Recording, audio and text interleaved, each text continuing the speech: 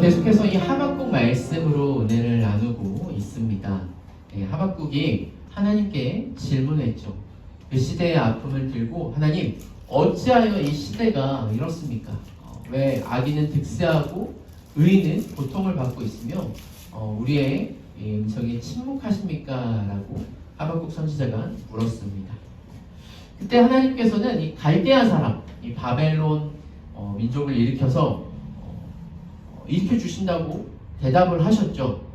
이 말은 전혀 기대했던 바가 아닌데 오히려 설상가상으로 더 나쁜 악이 지금 나에게 있는 그 악을 어떻게 처리해야겠다라는 어떤 하나님의 대답에 하박국의 대답이 오늘 우리가 읽었던 12절부터 1장 12절부터의 말씀인 것이죠. 우리가 지난주에 이 말씀, 지난주까지 두 번의 이 하박국 말씀을 통해서 하나님께서 역전하실 것이다. 비록 눈앞의 답이 우리의 뜻대로, 우리의 원하는 대로 그 답이 되어지지 않을지라도 하나님의 살아계심을 믿고, 할렐루야. 네. 예수님께서 죽음을 역전시키셔서 부활하셨던 것처럼 하나님께서 지금 우리가 원하는 답이 아닐지라도 역전시키셔서 가장 선하고 좋은 것으로 우리에게 주실 것을 우리가 믿어야 합니다. 하지만 여러분, 역전될 것을 믿고 우리가 결국엔 하나님 나라에 들어가 하나님과 영원히 행복하며 이렇게 정말 그 은혜를 누릴 것을 소망하지만 이 고난의 현재 진행형 가운데 있는 성도들은 힘들 수밖에 없죠. 우리가 다 지나고 나면 그 끝을 알기 때문에 그렇게 크게 어려움이 없을 수 있지만 지금 그 고난을 지나고 있거나 터널을 지나고 있는 사람은요, 우리가 그 터널 가운데 언제 이 터널이 끝날지를 모르기 때문에 답답하고 괴로운 심정이 있을 것입니다. 그래서 오늘 우리가 읽었던 12절부터 이 17절까지는 하박국이 아니 어찌하여 이럽니까? 약간 하나님 앞에 넋두리하는 그런 대답인 것 같은데요. 그런데 이 17절까지 어떻게 바벨론이 이렇게 득세합니까? 라고 막 하면서 얘기하면서 이제 1절로 넘어가면은 이 하박국이 뭐라고 하냐면요, 내가 내 파수하는 곳에 서며 성루에 서리라. 자, 이 성루가 무엇이냐면요, 여러분, 이런 곳이 성루예요. 그러니까 지금 하박국이 말하고 있죠. 파수하는 곳. 예전에는 다 성으로 되어 있잖아요, 그죠? 성이기 때문에 성 이렇게 꼭지점이나 곳곳에 성 외곽에 이렇게 파수할 수 있도록 적군이 오거나 혹은 성 안에 어떤 일이 있지 않는지 볼 수 있도록 높게 세운 어떤 그런 망대 같은 곳을 성루라고 합니다.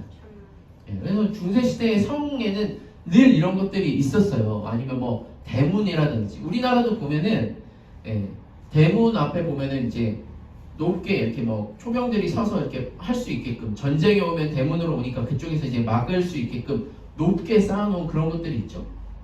약간 이 중세나 이럴 때는 이렇게 야경이니까 조금 더 이제 멋있어 보이는데, 근데 여러분 이 성루에 서서 본다라는 말은 뭡니까? 우리가 보통 하나님 앞에 간절히 바랄 때 뭔가 이렇게 조금 더 하나님과 가까이 가기 위해서 높은 곳으로 가죠. 지금이야 우리가 엘리베이터 타고 훨씬 높은 데로 올라갈 수 있지만 보통 우리는 이제 교회에 온다든지, 그죠? 하나님과의 어떤 이렇게 긴밀한 만남을 위해서 아무도 없는 조용한 곳에 간다든지 기도원에 간다든지 그런 심정으로 지금 하박국은요, 성루에 가서 하나님의 어떤 대답을 기다리고 바란다라는 것입니다. 여러분, 이 1장 17절과 2장 1절은 한 절 차이지만 우리는요, 그 사이가 얼마나 지났는지를 알 수가 없어요. 그쵸?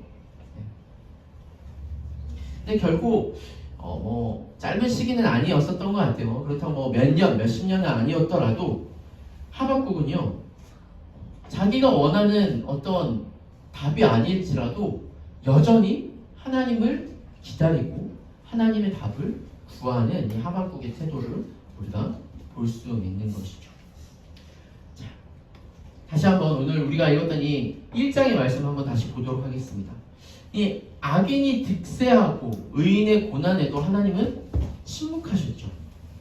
그리고 바벨론을 보내주신다고 했을 때 그것을 들은 이 하박국의 반응은 무엇입니까? 우리 12절부터 보시면요.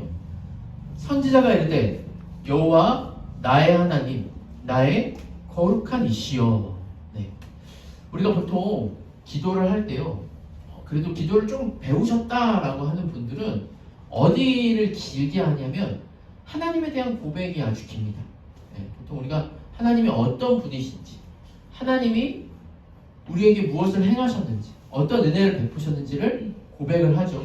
지금 하박국도 그 하나님에 대해서 얘기를 할 때 나의 거룩한 이시여. 그리고 12절 만세 전부터 계신 분이시고요. 그 뒤에 사망에 이르지 아니하리다. 여호와여 주께서 심판하기 위하여. 여기서 우리가 알 수 있는 하나님은 어떤 하나님입니까? 심판주 되시는 하나님이시죠. 그리고 반석이시오. 이런 얘기를 합니다. 뿐만 아니라 13절 주께서는 눈이 정결하심으로. 그러니까 눈이 정결하다는 말이 뭐예요? 시력이 좋으십니까? 선과 악을 분별할 수 있는 모든 의와 악의 기준이 되시는 하나님이시다라는 고백인 것이죠. 그리고 패역을 참아 보지 못하시거늘 악을 참아 보지 못하시는 하나님. 지금 하박국이요. 하나님이 어떠하심을 들면서 아니 이 악이 득세하는데 내가 알고 있는 하나님은 이런 하나님이시지 않습니까? 정말 공의의 하나님이시고 악을 미워하시며 만세 전부터 우리 민족을 사랑하시는 하나님이신데 어떻게 하나님은 이렇게 하십니까? 라고 하는데 우리 13절 맨 마지막에 뭐라고 하죠? 잠잠하시나이까 라고 얘기를 하고 있습니다. 잠잠하시나이까. 지금 하박국이 뭐가 제일 답답해요? 마음이? 하나님이요? 잠잠하세요. 제가 지지난주에도 이 얘기를 잠깐 했지만 하나님이요 침묵하심에 대해서 우리는 너무나 힘들 때가 많이 있죠. 우리가 기다리기 어려울 때가 있어요. 근데 여러분 제가 보면 이 어린아이일수록 자기가 원하는 걸 안 해주면 더 이렇게 막 때를 쓰고 막 부모한테 그러죠. 그죠? 더 나이가 들고 그럴수록 이제 인내가 생기는데 글쎄요. 하박국은 아무리 선지자지만 하나님의 침묵에 답답했을 거예요. 제가 이 기독교 영화 중에 가장 어려운 영화를 하나를 소개시켜 드리려고 그래요. 이 원작이 누구냐면요. 이 엔도 슈샤쿠라는 일본인 작가가 있는데 이 일본인 작가가 쓴 침묵이라는 책이 원작입니다. 그래서 약간 실화를 바탕으로 쓴 책인 것 같아요. 디테일하게 그 안에 어떤 역사들은 내용들은 아마 소설로 쓴 거겠지만 어떤 실화와 그 장소를 이제 홋카이도였나요? 그랬었던 것 같은데 그거를 했고요. 그것이 이제 영화로 나오는 게 여기 보면 잠깐 나오죠. 사일런스라고. 혹시 경나점 이거 봤어요? 사일런스? 아, 네. 제가 이 영화를 제가 청년들한테 보여줬을 때 청년들이 되게 마음이 어려워하더라고요. 네. 왜 그러느냐? 제가 잠깐 이제 소개를 시켜드리면, 우리에게 친숙한 이 리암 리슨, 얼마 전에 총알탕 사나이로 나왔는데 이 리암 리슨이라는 분이 이 신부예요. 이제 포르투갈 예수회 소속의 어떤 신부님인데 일본에 선교를 했습니다. 근데 이분이 배교를 해요. 그러니까 이분이 주인공은 아니고요. 약간 이 주인공의 스승과 같은 사람인데 이분이 그럴 사람이 아닌데 배교했다라는 말을 듣고 이 페레이라 신부, 페레이라 신부가 이분이에요. 페레이라 신부님이 그 사실을 확인하기 위해서 두 명의 이제 신부님과 같이 해가지고 두 명만 가나요 저기 이렇게 갑니다. 예. 이분 앤드류 가필드. 예, 옛날에 스파이더맨도 나오셨던 분인데 어쨌든 이 일본에 가서 확인을 합니다. 그런데 진짜 배교했던 것도 맞고요. 또 일제 시대 때는 일본인들은 외부에서 그런 어떤 종교라든지 이런 것들을 이렇게 받아들이는 거에 아주 우리가 이제 우리나라도 쇄국 정책을 펼쳤던 것처럼 극심한 어떤 핍박과 반대를 했어요. 그래서요, 이 페레이라 신부가 그 자기 어떤 스승과 같은 사람 배교했던 것뿐만 아니라 몇몇 예수님을 믿는다는 사람들도 그 일본인들이 핍박과 고난을 하는 걸 보고 참 마음이 어렵죠. 그럼에도 불구하고 예수님을 전하고 이렇게 했어요. 그런데요, 같이 갔던 일본인 선교사님이 순교를 당합니다. 붙잡혀서 같이 갔던 일본인 선교사 같이 갔던 이 포르투갈 선교사님이 순교를 당해요. 근데 그것뿐만 아니라 일본인이 일본인들을 믿는 사람들을요 더 저렇게 막 순교를 시키는 것이죠. 죽이는 거예요. 예수님 믿는다고 죽이는 거예요. 예전에는 우리 한국 교회도 그랬어요. 처음에는 예수님 믿는다고 그것을 핍박하고요, 죽이고요. 예수님 시대 당시에도 예수님 뒤에 초대교회도 막 사자굴에 이제 사람을 넣는다든지 믿는다는 것으로 말미암아 목숨을 빼앗아 가죠. 그런데 이런 핍박에도 끝까지 이 사람이 이제 배교를 하지 않고 복음을 전하려고 하다가 여기 보면 저기 제 왼쪽 밑에 보면은 제일 믿었던 신도한테 배신을 당해서 붙잡히게 됩니다. 그리고 붙잡히고 나서도요 어떻게 하냐면요, 지금 이 일본인 믿는 사람들을 다 거꾸로 매달고 이렇게 극심한 핍박을 하는데, 야 너가 예수님을 배교하면은 내가 이 사람 살려줄게. 그 배교가 뭐냐? 이 예수님이 그려져 있는 이 어떤 신상을, 이런 그림 이런 거를 밟고 지나가. 밟고 지나가기만 하면은 내가 일본인들도 풀어주고 너도 풀어줄게. 이 말인즉슨 배교를 하라는 말이죠. 결국 어떻게 됐을까요? 8번. 네. 발장 죽었어요.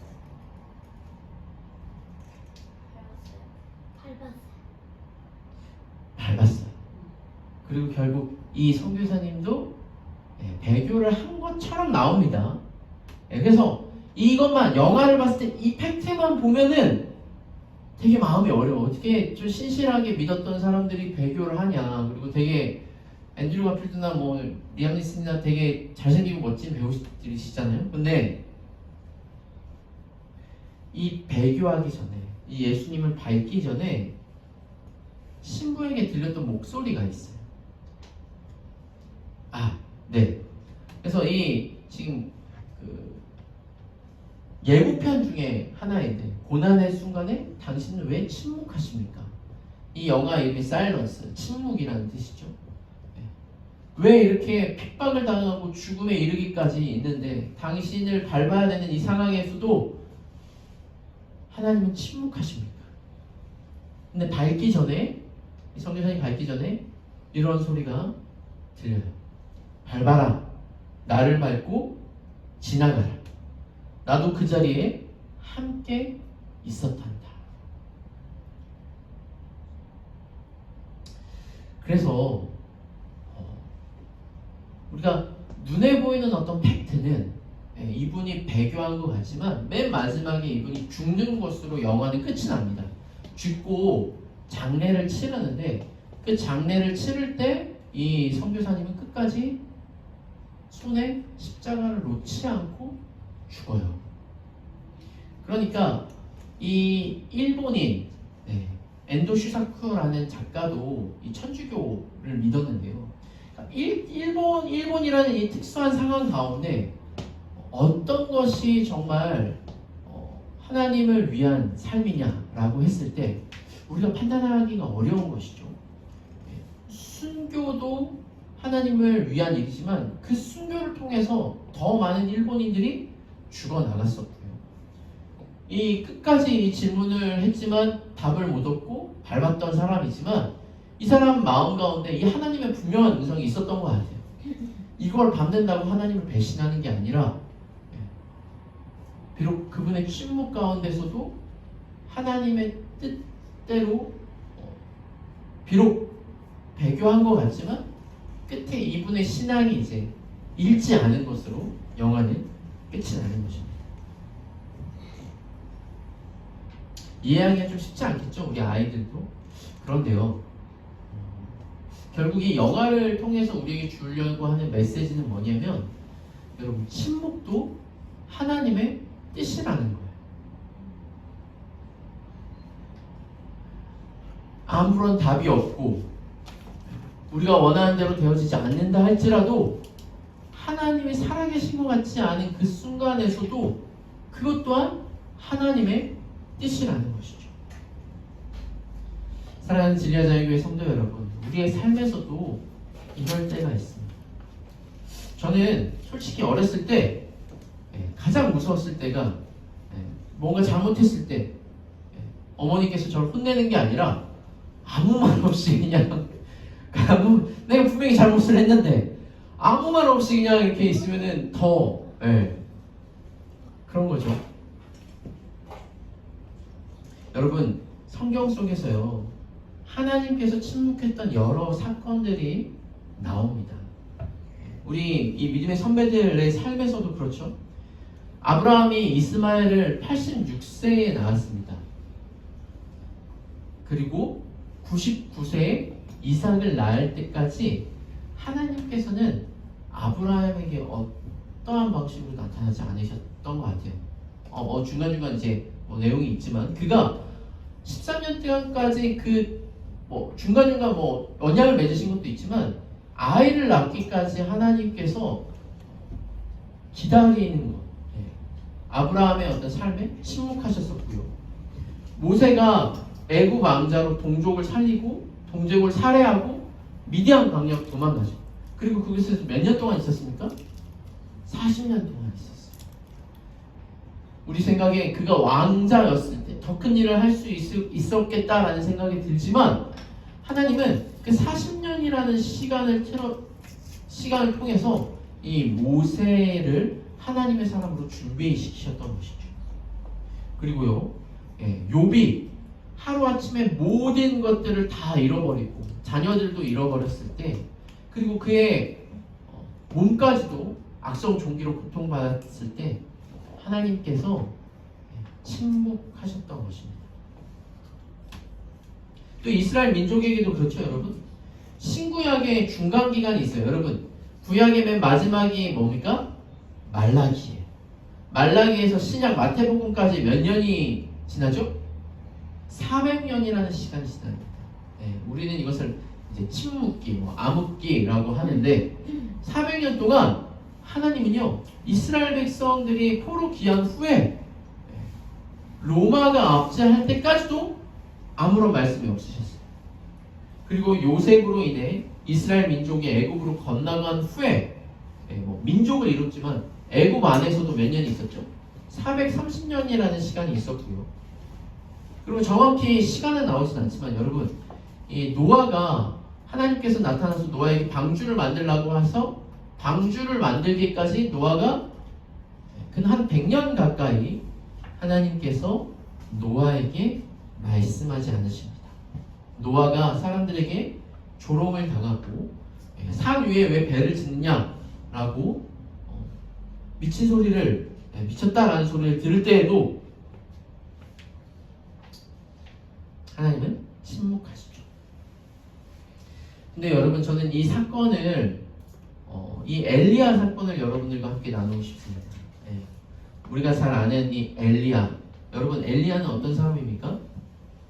바알과 아세라, 그 선지자들과 450명의 선지자들과 싸워서 하늘에서 불이 떨어져서 여호와의 살아계심을 증거했던 사람이에요.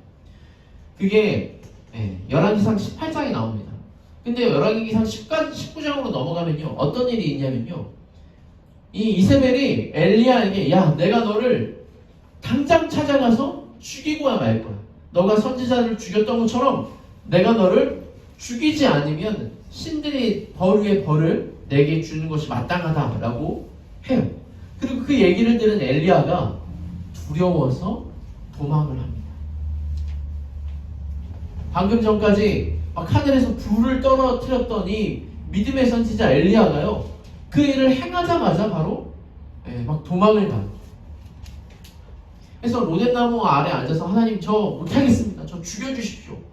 막 그러는데 하나님께서 다시 천사를 보내셔서 먹을 것을 주시고 일어나게 하시죠. 그리고 이 엘리야에게 음식을 먹고 일어나서 가라라고 해서 40일을 이제 가서 어디로 가냐면 하나님의 산인 호렙산에 이릅니다. 이때 어떤 일이 있냐면요, 엘리야가 어떤 굴에 들어가서 머물고 있는데 하나님께서 말씀하세요. 열왕기상 19장 말씀입니다. 9절부터 제가 읽어드릴게요. 엘리야가 그곳에 들어가서 거기서 머물더니 여호와의 말씀이 그에게 임하여 이르시되 엘리야야, 내가 어찌하여 여기 있느냐? 그가 대답하되 내가 만군의 하나님 여호와께 열심히 유별하오니 이는 이스라엘 자손이 주의 언약을 버리고 주의 제단을 헐며 칼로 주의 선지자들을 죽였음이 오며 오직 나만 남았거늘 그들이 내 생명을 찾아 빼앗으려 하나이다.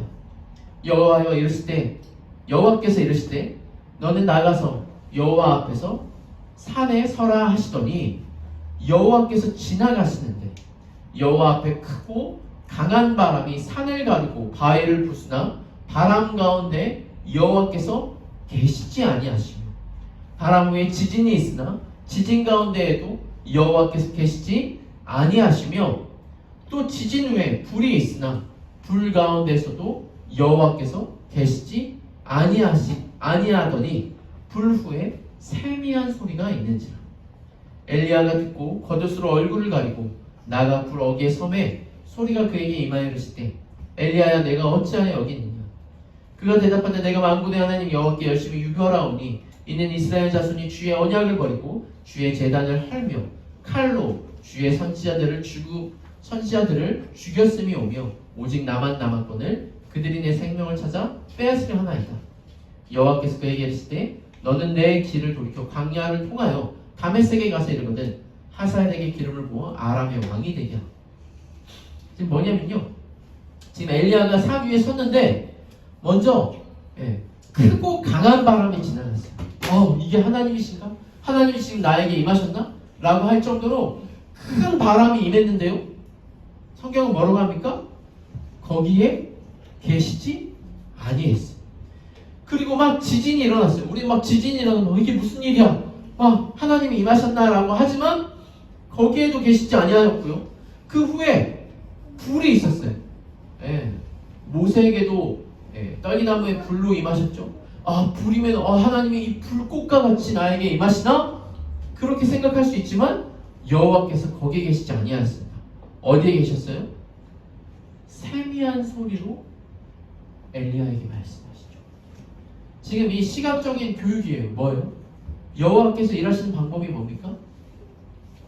크고 엄청난 일을 행하시고 뭔가 부흥을 행하시고 엄청 놀라운 일을 행하셔서 사람들이 보기에 막 기적이 일어나고 이런 일들만 하나님이 행하시는 것이 아니라 방금 전까지 이 엘리야가 하늘에서 불을 떨어뜨린 그런 능력의 선지자지만 하나님은 꼭 그렇게만 일하시는 게 아니라 어떻게도 일하세요? 세미한 소리로도 역사하시고 일하시는 것이죠. 그리고 이 15절부터 너가 선지자지 않냐? 가서 기름을 부어서 이스라엘의 왕으로 삼고 너 다음에 엘리사에게 기름을 부고 이렇게 하나님의 일을 가르쳐 주세요. 하나님은요 여전히 일하고 계셨습니다. 그리고 우리에게 말씀하시는 것이죠. 우리가 못 들은 것이 말하고 계시는 거예요. 여러분, 하나님이 가장 크게 침묵하셨던 곳이 어딘지 아십니까? 네, 바로 예수 그리스도의 십자가이시죠. 예수님이 십자가에 돌아가시기 전에 하나님 아버지께 겟세마네 동산에서 눈물이 핏방울이 될 정도로 기도하십니다. 주님, 이 잔을 저에게 넘겨주십시오.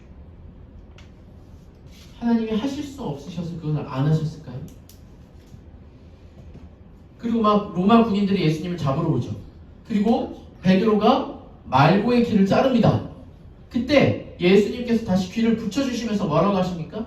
베드로야, 내가 12군단이나 넘는 천사를 이곳에 보낼 수 있는지를 너가 알지 못하느냐. 기다리고 있어요. 밖에서 대기하고 있어요. 하지만 안 하신 것이죠. 예수님께서 자기의 창조물인 사람들에게 조롱과 핍박을 당하고 채찍을 맞고 머리에 가시 면류가는 시험을 당할 때도 하나님은 다 알고 계셨지만 아무런 액션을 취하시지 않으셨습니다.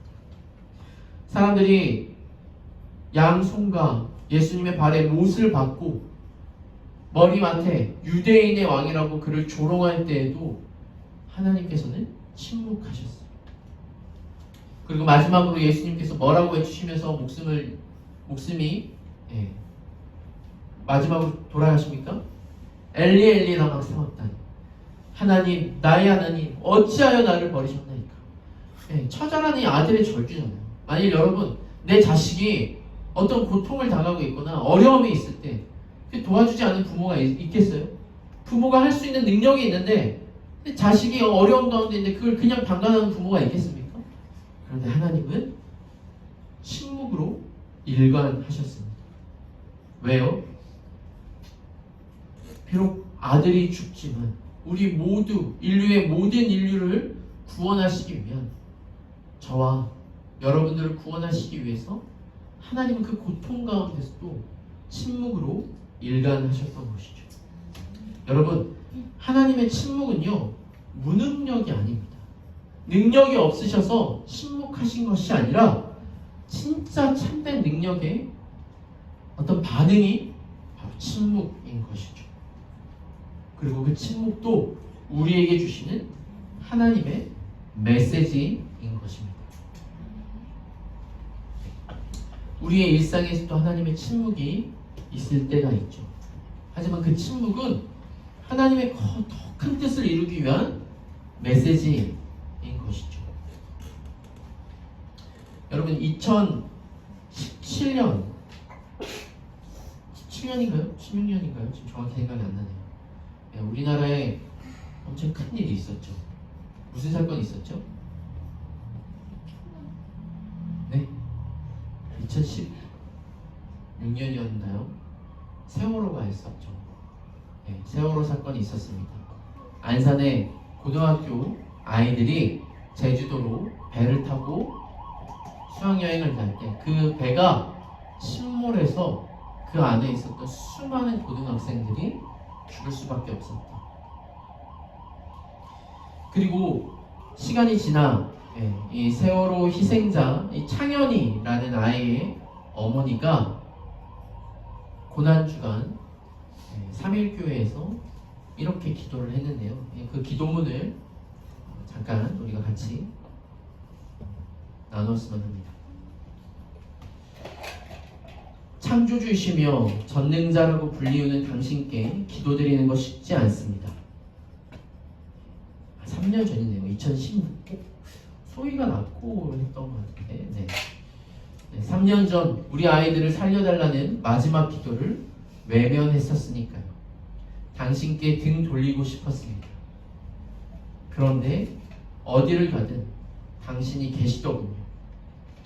더 이상 울 힘조차 없어 그저 멍하니 앉아 바다만 바라보던 행복항에서도, 차가운 시멘트 바닥에서 하늘을 보며 잠을 청해야 했던 국회에도, 내리쬐는 땡볕을 피할 그늘 하나 찾기 어려웠던 광화문에도, 하수구 냄새에 시달려 했던 청운 동사무소에도, 침몰 지점이 바로 눈앞에 보이는 동거차도에도, 그리고 병든 몸을 이끌고 세월호가 누워있는 목포 신앙에도 당신은 계셨습니다. 이름도 모르고 얼굴도 몰랐던 분들이 눈물 가득 고인 눈으로 다가와서 안아주시며 같이 울어주시는 따뜻함에서 당신을 느낄 수 있었습니다. 그때 우리 아이들을 살려달라고 당신께 기도할 때 그 기도 좀 들어주시지. 왜 우리 아이들이 없어진 지금 모르는 사람들을 통해 당신을 드러내시나요? 고난주간이면 우리 죄를 대신해서 당신의 아들을 내어주신 그 사랑에 감격하기 위해 십자가의 고난이 얼마나 고통스러웠을지 묵상하고 죄짓지 않으리라 다짐하며 그 고통에 가서 닿으려고 노력했었지만 우리 아이들이 없어진 이후엔 그런 노력 하지 않습니다. 매일매일이 고난주간이고 십자가와 세월호는 동일시되고 있으니까요. 당신의 아들이신 예수님이 인류의 죄를 대신해서 짊어지신 십자가와 수학여행 가던 단원과 아이들을 태우고 가다가 침몰당한 세월호를 동일하게 여기는 것이 불경스러우신가요? 2년 전 오늘 낮 12시부터 오후 3시까지 3시간 동안 어둠이 덮치고 성소 휘장이 위에서부터 아래로 찢어지고 땅이 진동하고 바위가 2000년 전입니다. 바위가 터졌다는 기록은 아들을 잃은 아버지의 아픔을 느끼게 해줍니다. 같은 아픔을 나눌 수 있는 분이 하나님 당신이셔서 다시 당신께로 향합니다. 십자가에 달리시면서도 자신을 못 박은 사람들이 몰라서 저지른 일이라며 저들을 용서해달라고 기도하신 예수님의 모습을 담기란 불가능해 보이지만 그렇게 기도하신 예수님을 잊지 않고 기억하고 있습니다. 당신을 가장 잘 섬긴다는 큰 교회들은 자식을 잃고 울부짖는 세월호 유가족을 위로하기보다 애써 외면하거나 오히려 비난했습니다. 예수님을 십자가에 못 박은 사람들처럼 모르고 그런 것 같지 않습니다. 자신들을 위해 쌓아올린 바벨탑이 너무 높고 견고해서 밖에 있는 사람들이 하는 얘기는 들리지도 않고 보이지도 않는 것 같습니다. 저들을 어찌해야 할까요? 저들을 불쌍히 여기실 분은 하나님 당신밖에 없습니다. 저들을 불쌍히 여겨주세요. 한국교회를 불쌍히 여겨주세요. 예수님이 짊어지셔야 했던 십자가의 고난이 십자가의 용서가 저들을 위한 것이었음을 깨닫게 해주세요. 낮은 곳으로 가장 낮은 곳으로 임하시는 당신의 임재와 사랑을 기다립니다. 팽목항에서, 국회에서, 광화문에서, 청운 동사무소에서, 동거차도에서, 목포신앙에서 만났던 당신의 사람들이 오늘 이곳에 가득합니다. 부디 이들에게 청결한 마음을 주셔서 당신을 보게 하시고 세미한 당신의 음성이 들려지게 하시옵소서. 예수님의 이름으로 기도드립니다. 2017년 3일교회에서 창현이 엄마 최순화 성도님이 이 기도를 했습니다. 사랑하는 우리 진리하나님의 성도 여러분, 우리는 침묵에서도 여전히 우리와 함께 하시는 그 하나님을 온전히 믿기를 소망합니다. 우리의 뜻대로 되지 않는다 할지라도, 그리 아니하실지라도 여전히 일하시는 하나님, 그리고 가장 세미한 음성으로 말씀하시는 하나님의 메시지가 우리에게 여전히 있습니다. 그리고 또한 우리가 그런 메시지가 되기를 소원합니다. 이 창현이 엄마, 이 성도님에게도 비록 세월호가 바다에 침몰하는 순간 하나님이 그 기도를 들어주시지 않으셨지만 후에 수많은 사람들로 하나님의 살아계심을 보였던 것처럼 우리의 인생에서도 우리를 통해 여전히 세미하게 말씀하시는 하나님의 메시지가 저와 우리 성도님들의 삶이 되기를 주님의 이름으로 축원합니다. 함께 기도하겠습니다.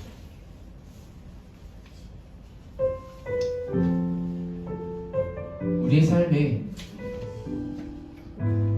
여전히 하나님은 살아계십니다. 비록 우리의 뜻대로, 우리의 기도대로 그 모든 것들이 이루어지지 않는다 할지라도 하나님이 살아계시며 우리에게 지금도 세미한 음성으로 말씀하시며 우리와 함께 하시겠다고 약속하신 그 약속을 신실하게 지키고 계십니다. 주님, 우리가 그 하나님을 믿고 신뢰하며 나아가게 하여 주시옵소서. 상황이 내 뜻대로 되지 않는다 할지라도 하나님의 살아계심을 믿으며 비록 우리의 삶이 아무도 없는 광야와 같은 곳일지라도 그곳에서도 여전히 하나님은 우리와 동행하십니다. 야곱에게 하늘 문을 열어 하늘의 사닥대를 내려주셨던 것처럼 우리가 기도할 때 하나님께서는 그 기도를 들으시고 응답하실 줄 믿습니다. 주님, 우리가 그것을 믿음으로 나아가오니 하나님, 우리를 통해 하나님께서 역사하시고 일하시며 우리 또한 누군가에게 세미한 음성으로 하나님의 뜻을 보일 수 있는 우리의 인생이 되게 해달라고 이 시간 함께 기도하며 나아가겠습니다. 함께 기도하겠습니다. 사랑하는 하나님